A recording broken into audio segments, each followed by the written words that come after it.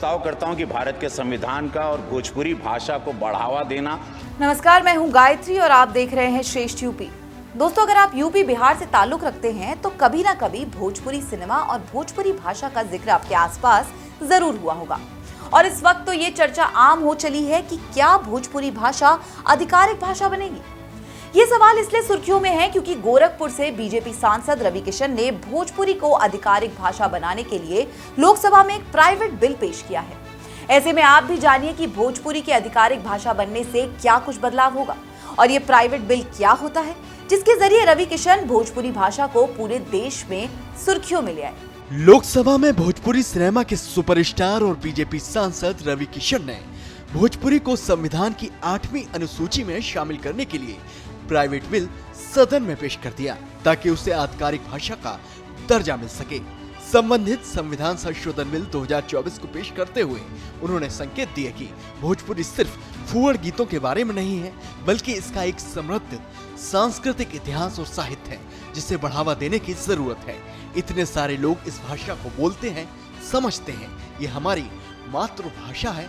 मैं इस भाषा को बढ़ावा देना चाहता हूँ क्योंकि इस भाषा में फिल्म उद्योग भी चल रहा है और लाखों रोजगार भी मिल रहे हैं। मैं ये प्रस्ताव करता हूं कि भारत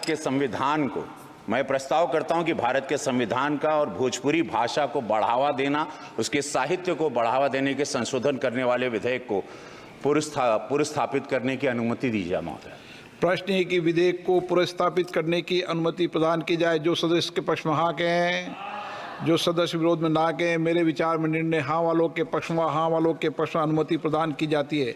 माननीय सदस्य अब विधेयक को पुरस्थापित करें। मैं विधेयक को पुरस्थापित करता हूं महोदय। Item number 19 Shri Rajiv Pratap Rudy. भोजपुरी भाषा को बढ़ावा देने के लिए रवि किशन कदम आगे बढ़ा रहे हैं। ऐसे में ये समझ लेते हैं कि भोजपुरी के आधिकारिक भाषा बनने से क्या बदलाव आएंगे। तो बात यह है कि अगर किसी भाषा को संविधान की 8वीं अनुसूची में शामिल कर लिया जाता है तो वो आधिकारिक भाषा बन जाती है। ऐसे में यूपीएससी समेत बाकी सिविल सर्विस परीक्षाओं में इस भाषा में भी परीक्षा दी जा सकती है। जिन राज्यों में इस भाषा को बोला या लिखा जाता है वहाँ ये सरकारी कामकाज की भाषा भी बन जाती है। इसके अलावा लोकसभा या विधानसभा में भी इस भाषा में भाषण दिया जा सकता है या फिर सवाल जवाब किए जा सकते हैं। संविधान की 8वीं अनुसूची में भारतीय भाषाओं का जिक्र है।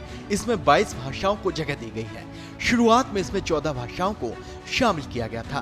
बाद में 3 बार संशोधन कर इसमें 8 भाषाओं को और जोड़ा गया। जब संविधान बना था तब इसमें 14 भाषाएं थी।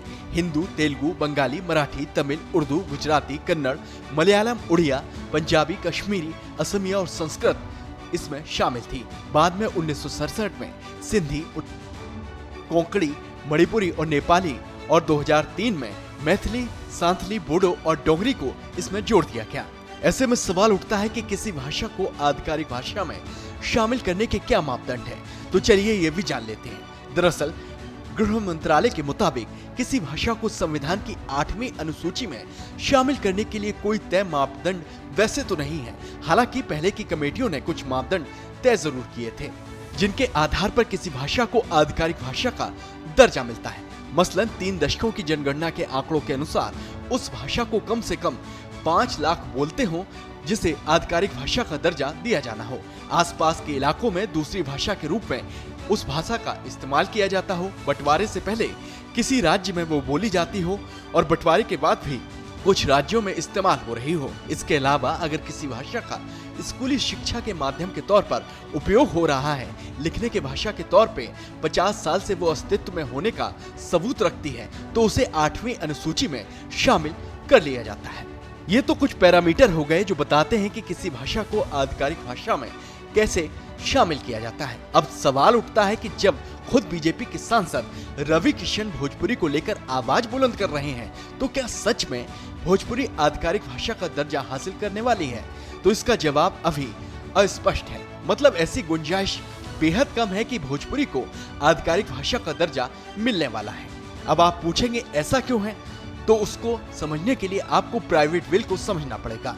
दरअसल जिस प्राइवेट बिल या फिर प्राइवेट मेंबर बिल के जरिए ये मांग उठी है कि भोजपुरी को आधिकारिक भाषा का दर्जा मिले, वो प्राइवेट बिल क्या होता है जरा उसको भी आपको समझा देते हैं। दरअसल एक सांसद जो मंत्री नहीं होता है उसे प्राइवेट मेंबर कहा जाता है।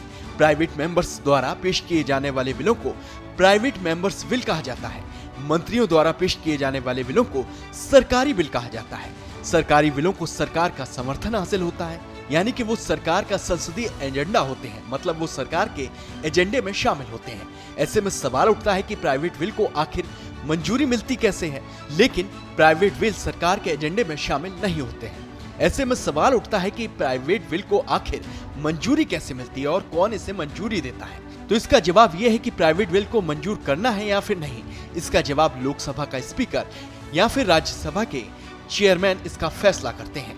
प्राइवेट मेंबर बिल का ड्राफ्ट वो सांसद या उनका स्टाफ ड्राफ्ट करता है जो सांसद प्राइवेट मेंबर बिल को पेश करना चाहता है। बहरहाल भोजपुरी को आधिकारिक भाषा का दर्जा दिलाने के लिए पहली बार सदन में मांग नहीं उठी है।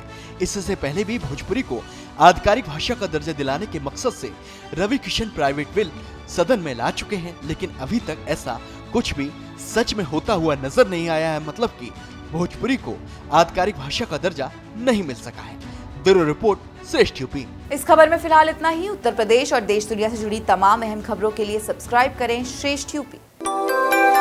यूपी की हर खबर देखने और उनसे अपडेट रहने के लिए हमारे चैनल श्रेष्ठ यूपी को सब्सक्राइब और लाइक करें। साथ ही बेल आइकन को दबाना न भूलें, जिससे हमारे हर वीडियो की जानकारी आप तक पहुंचती रहे।